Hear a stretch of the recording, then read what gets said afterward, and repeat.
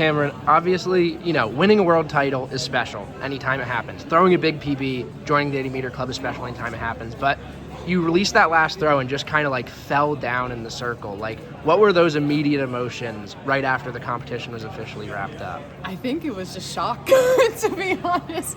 I think that it was just complete shock and surprise and joy and just everything. Like, I think, like, one thing I'm very proud of myself for doing in this competition was being consistent and staying kind of like zeroed in on having just an overall good series and a good comp, the whole comp, since I threw my best one on my second throw.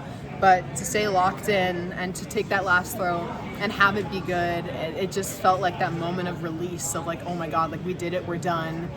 And then just the tidal wave of all the emotion that comes with that afterwards. And that was the collapse in the circle of just like, oh my God, we did it. Yeah, it's kind of felt like a performance like this, a mark like this, ever since you won in Budapest, even back to your time at Cal, like it feels like you've been knocking on the door of this one. So finally seeing that 80-meter barrier broken, like what was just the immediate release of emotions after that throw was wrapped up? 80 meters in women's hammer throw is that sort of barrier that is so hard to break, and only I'm the fourth woman ever to do it. But to think of all of the women in our sport and that there are only 4 who have gone over it, like it's just that thing that I think I've dreamed of for so long, and I think we all dream of doing. And I feel like to watch some incredible hammer throwers achieve that goal, and to know that it's possible, to know that it's within like the realm of possibility, and to be crazy enough to like think that I could do it myself, like it's been at the back of my mind for so long. I've had some like really good throws this season that I've just been like just out of sector, just a little bit off, just so close. And so for everything to come together and to like have a not just to have it be like an 80 mid, I kind of can't believe I did that. But, yeah, but you didn't just squeak over the barrier, you smashed it. It's there. Yeah. It's there, but I think it just makes it so special. Yeah, and I was checking, so Anita didn't break 80 until she was 30. You broke 80 at 26. Like, have you let yourself think about potentially a world record, or are you just taking it one step, one throw at a time? I think we just keep going, take it one throw at a time, and just, I don't know, like I think one really great thing about Coach Mo and I and how we work together is that we both kind of see where we're at, and we're willing to be flexible and adapt to where I'm at in my life, where I'm at in my career, what we want to achieve, what our next goals are, where's my body at. Like I think this year has been one of the biggest shifts in training probably since I started training with Mo in my freshman year, and the biggest shift has just been more recovery, like being willing to take that time, knowing when to push, when to peak. And I think we've really kind of honed in on everything that kind of works, but also that's going to change. And I'm really lucky to work with someone who knows that we as people change every single day, and is like can work with me throughout my career to see every moment of that, so we can do it together. Is there anything in particular that kind of brought on those changes this year, or was it just that's what you guys knew you needed to get to the next step?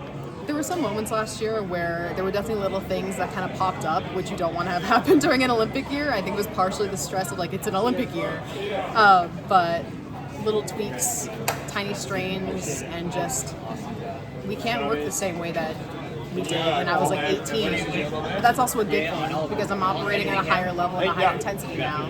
So like, let's take some of the throws out. Let's be willing to rest when we need it. Let's be healthy. Like that's just always the number one thing, is just being healthy. And I think we were able to do that so well this year in every realm of training, especially coming off an Olympic year. Yeah, and we just saw an 18-year-old throw 77 Insane. and take bronze. Like, Insane. as someone who just became the second best woman in history, can you try and kind of contextualize for people who aren't the best hammer throwers in the world just how insane that is? So an 18-year-old just threw 77. When I was 18, I threw 63. I mean, what a rock star.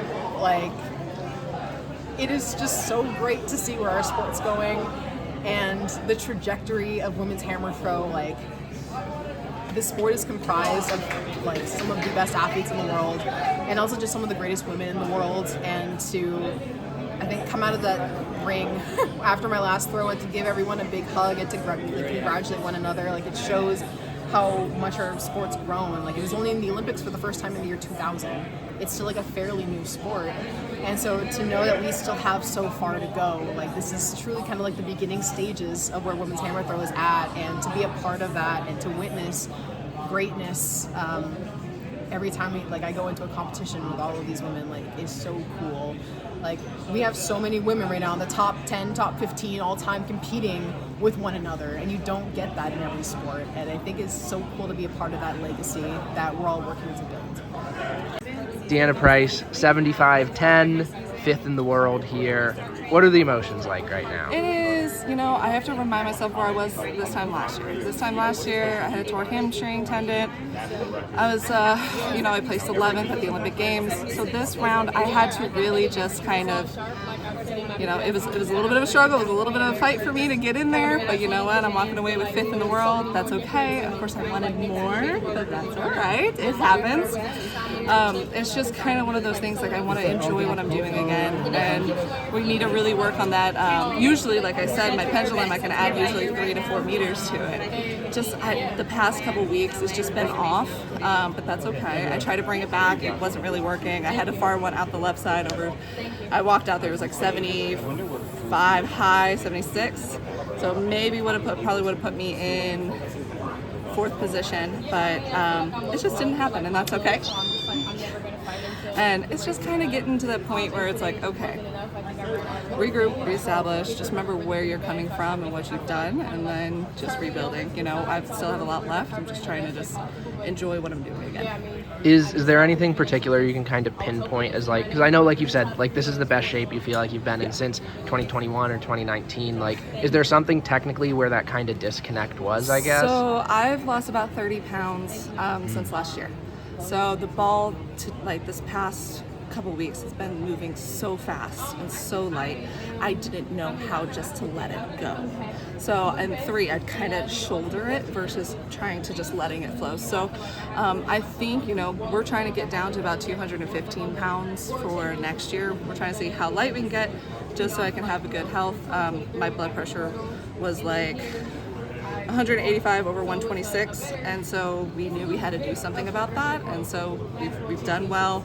We've gotten it lowered, but we're trying to get in better shape, trying to just be more functioning and making everything very technical. Next year we're going to be doing more international meets. This year, it was because of the big change of body weight, big change of just trying to get back on technical, and then the torn hamstring.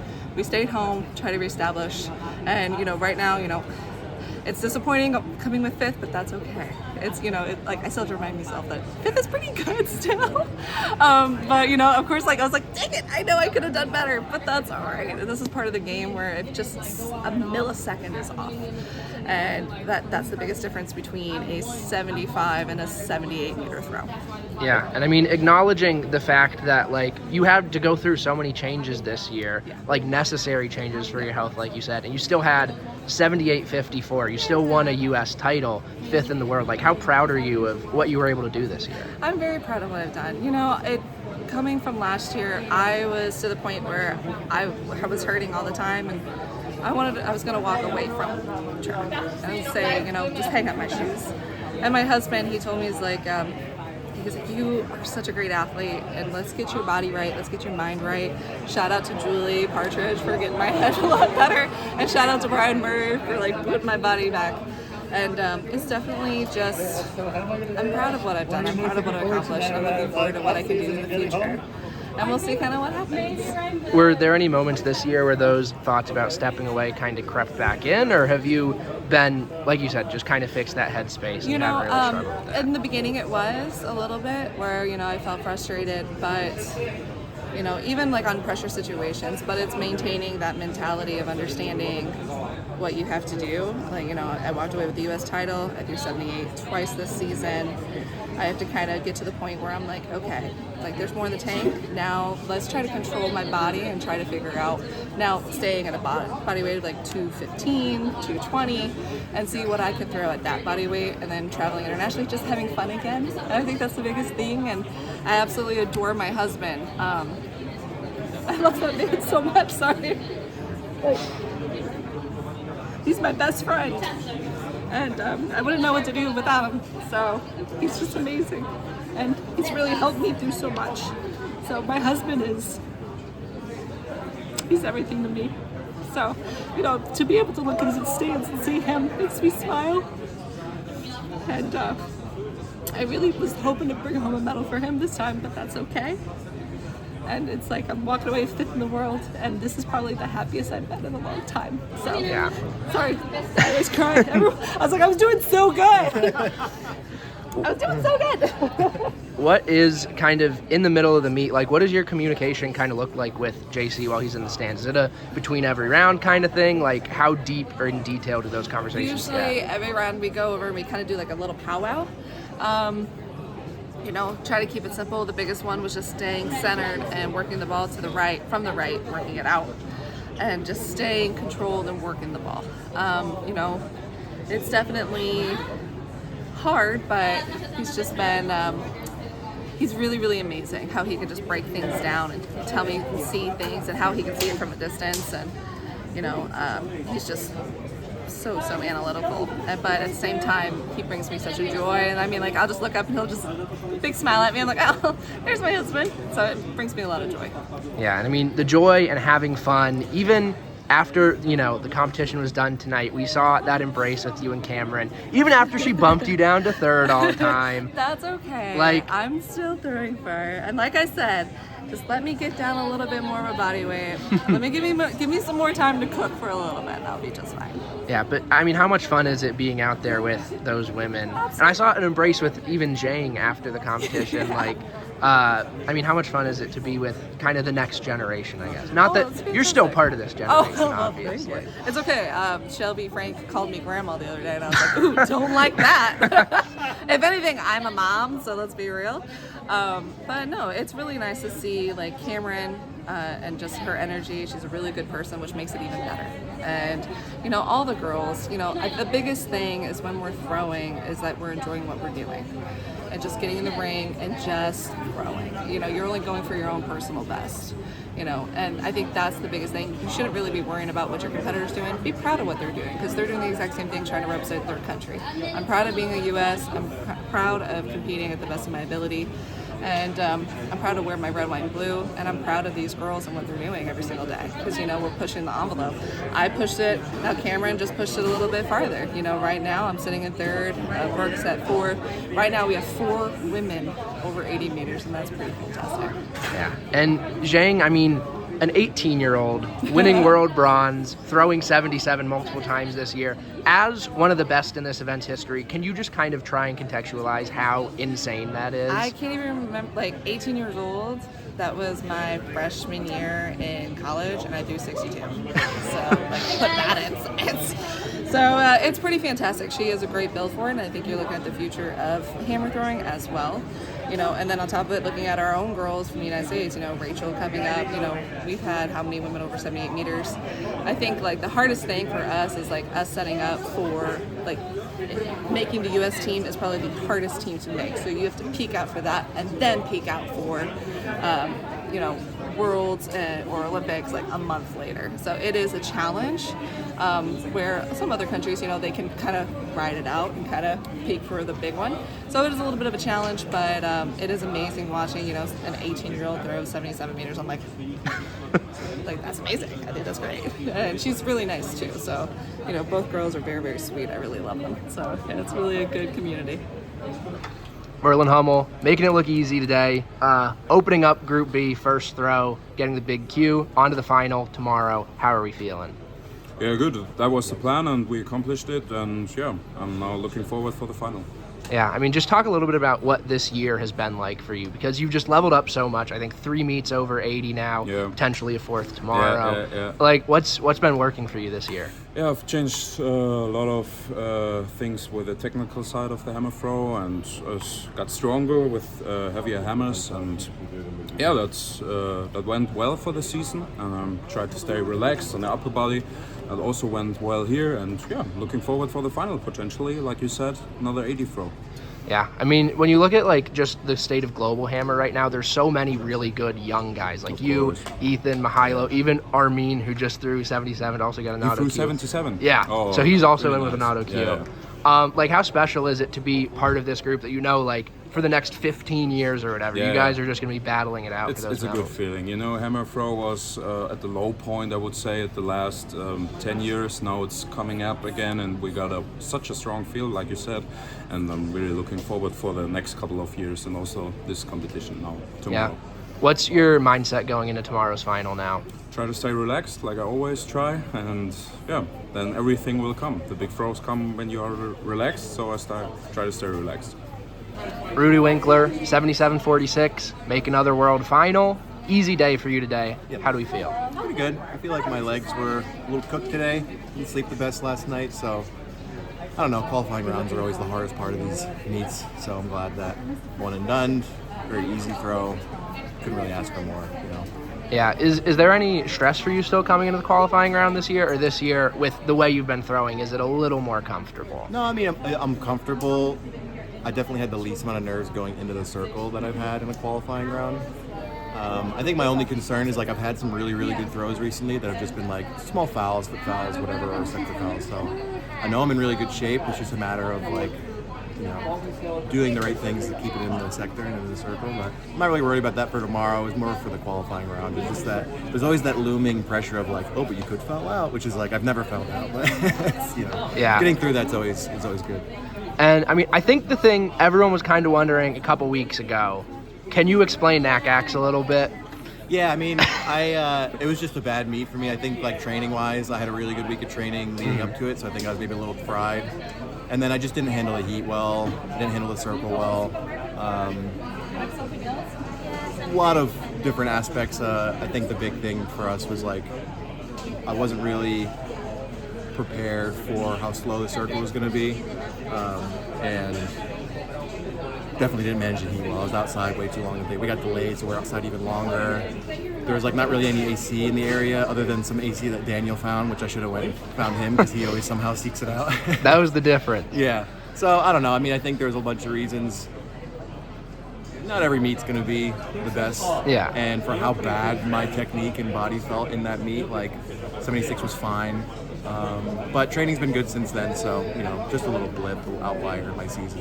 Is there to any extent where that one was kind of like a needed reality check, I guess? I think so, because I think I've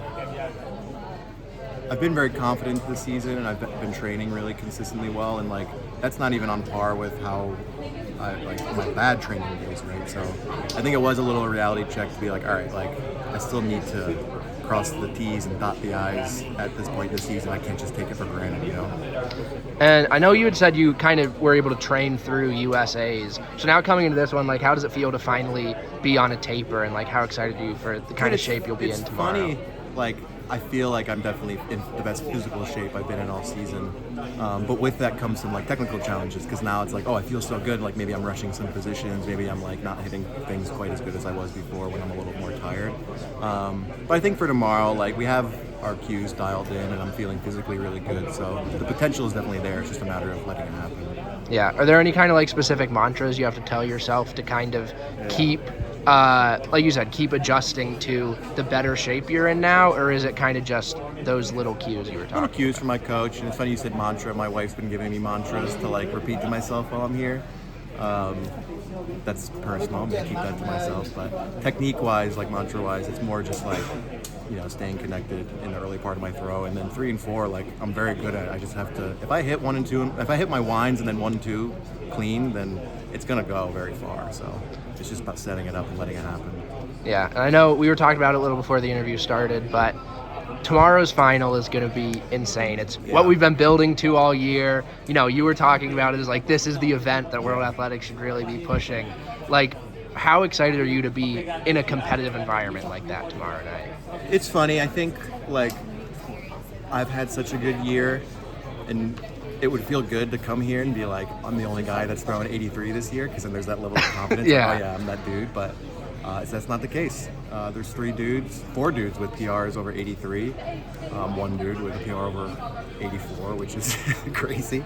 I don't know. It's gonna be fun. I think to a certain extent it almost takes some pressure off, because it's like I just have to go and try to do my best, and whatever happens with the order of the meet or the placements at the end, I can't really control. Like, I know people are gonna have a good day tomorrow, so just go out there and have fun and try to do my best and see where I end up. DeAnna said she thinks it's going to take 77 to medal tonight for the women. For the women, yeah, probably. Do you think it's going to take 83 to medal tomorrow? I don't think 83, but I think we're gonna see a lot of throws over 80 for sure.